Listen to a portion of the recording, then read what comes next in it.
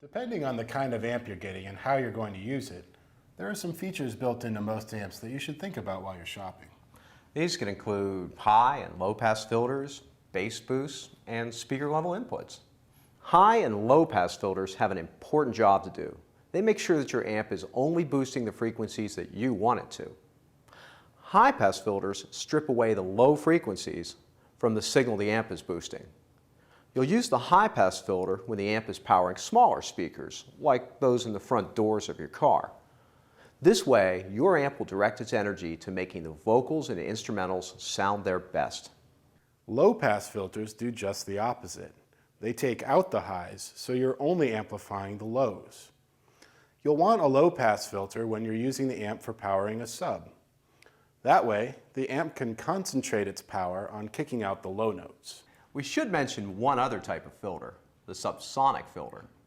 A subsonic filter blocks ultra-low frequencies that you can't hear from getting to the subwoofer.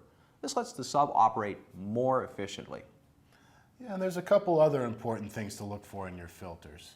Some filters are variable. They let you select the frequency for the filter. Others are fixed, meaning that they limit you to a specific frequency. Variable filters let you tailor the output of your amplifier more precisely than you can with a fixed high or low pass filter.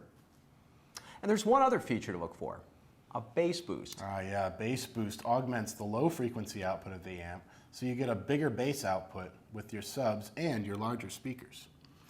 A bass boost frequency can be fixed or variable, and the amount of boost can be fixed or variable too. Yeah, kind of like the filters we talked about. Right. Variable bass boosts give you some more choices in how you tailor the sound that your amp puts out, so keep an eye out for this feature if you're planning to amp subs. Now, besides the number of speaker output channels we talked about earlier, amplifiers have other outputs and inputs that you may want to look for. The first is speaker level inputs. Most amps get their signal from the receiver through RCA inputs, which are connected to your stereo's preamp outputs. But factory radios rarely have preamp outputs. So if you're connecting your amp to a factory radio, the amp will need speaker level inputs like these. They'll let you tap into your car's speaker wires for the signal your amp requires. If you're going to put together a system with multiple amps, you might want to think about an amp like this one. The reason is it has preamp outputs, so you can send a signal into the amp and then out again and into another amp without having to run any extra cables all the way from the stereo. To see all the amps we carry, go to crutchfield.com/amps and be sure to check out which wiring kits we recommend. To learn more about choosing the right amplifier, go to crutchfield.com/amp guide.